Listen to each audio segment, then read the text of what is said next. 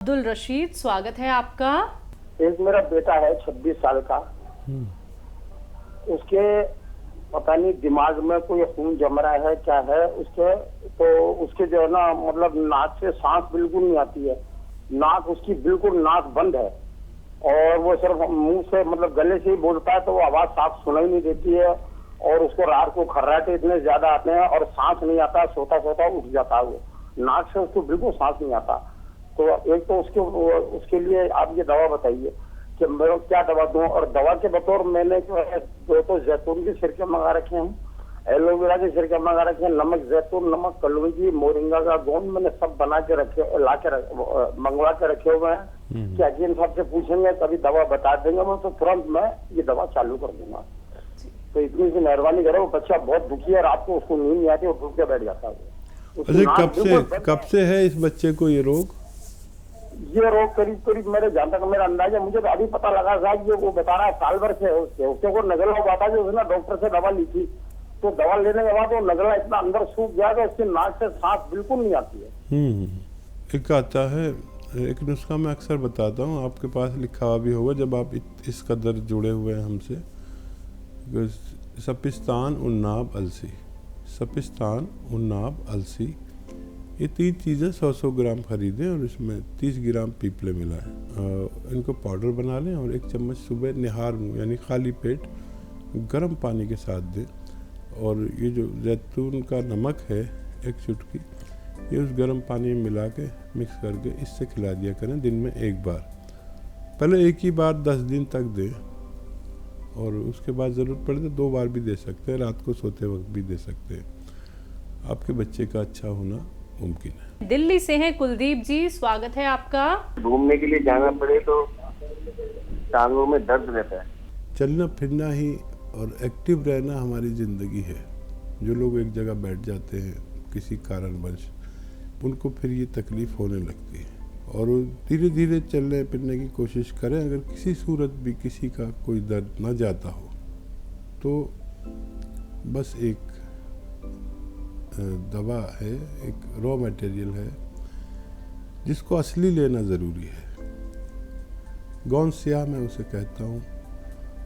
मैंने उसको बारे में रिसर्च किया, आप लोगों तक पहुँचाया, बताया और उससे लोगों को बड़ा फ़ायदा होता है। गौन स्याह ले लें और आधा ग्राम सुबह, आधा ग्राम शाम खाने के बाद, किसी तरह अपने खाने के बाद यानी नाश्ते के बाद आधा ग्राम खा लिया करें।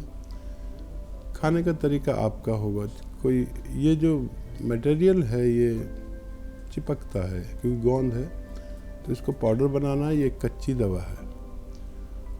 फिर आधा ग्राम ये तो मलाई में मिला के खा लें जल्दी से, या शहद में मिला के खा लें, या किसी और चीज़ में। शर्त है कि आपके पेट में आधा आधा ग्राम 2 बार में जाना चाहिए खाने के बाद। ये अगर आप कुछ रोज़ लेंगे तो किसी भी तरह का दर्द का ठीक होना मुमकिन है। रीढ़ की हड्डी की प्रॉब्लम को लेके जिन लोगों को इस तरह की कोई भी समस्या हो जाती है तो क्या ये एक बहुत बड़ी बीमारी हो सकती है? क्या इसकी वजह से कोई भी व्यक्ति पैरालाइज हो सकता है या फिर सांस लेने में दिक्कत आ सकती है? तमाम तरह की परेशानी उत्पन्न हो सकती हैं। किसी भी चीज़ की कोई लाइफ लाइन होती है और वो उससे रीढ़ की हड्डी कहा जाता है जी।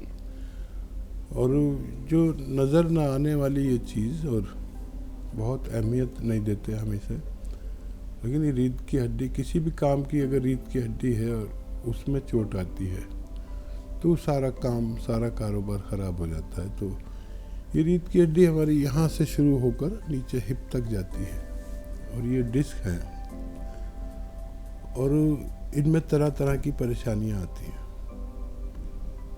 अक्सर आपने देखा होगा एक्सीडेंट हुआ और आदमी की कमर में यानी रीढ़ की हड्डी में चोट लगी और उसका नीचे का हिस्सा गैर हसास हो गया, यानी फिर उसे एहसास नहीं रहा नीचे के हिस्से से का।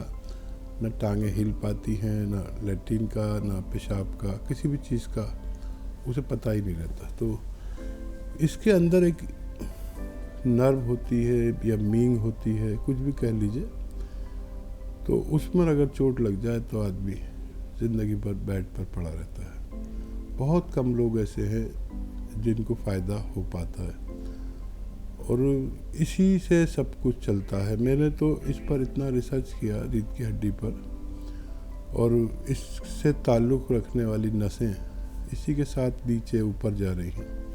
तो ये किसी नर्व को दबा लेती है तो हमारा वो हिस्सा दर्द करने लगता है जहाँ तक वो नर्व जा रही है, क्योंकि हमारे जिस्म में एक पाइपलाइन है जिसके ज़रिए खून एक से दूसरी जगह जाता है, और किसी भी शहर की पाइपलाइन अगर अवरुद्ध हो तो फिर उस इलाके में परेशानी होती है जहाँ तक वो पानी जा रहा है। इसी तरह हमारा जिस्म में रीढ़ की हड्डी है, इसमें नसें दबने से बहुत सारे रोग होते हैं, गर्दन के रोग और साइटिका, स्लिप डिस्क और सर्वाइकल स्पॉन्डिलाइटिस, ये सारे रोग।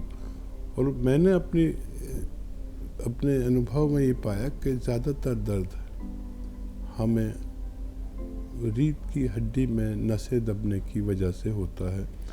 अक्सर हमारे घुटने में दर्द होता है तो रीढ़ की हड्डी में नस दबी होती है, पिंडलियों में दर्द होता है, खिंचाव होता है, सुन्न होता है, या जलन होती है पैर में, ये भी उसकी वजह से होती है। तो मैंने तो इस पर बहुत काम किया, और रीढ़ की हड्डी बहुत अहम एक ऐसा पार्ट है जिसका बहुत ख्याल रखना चाहिए।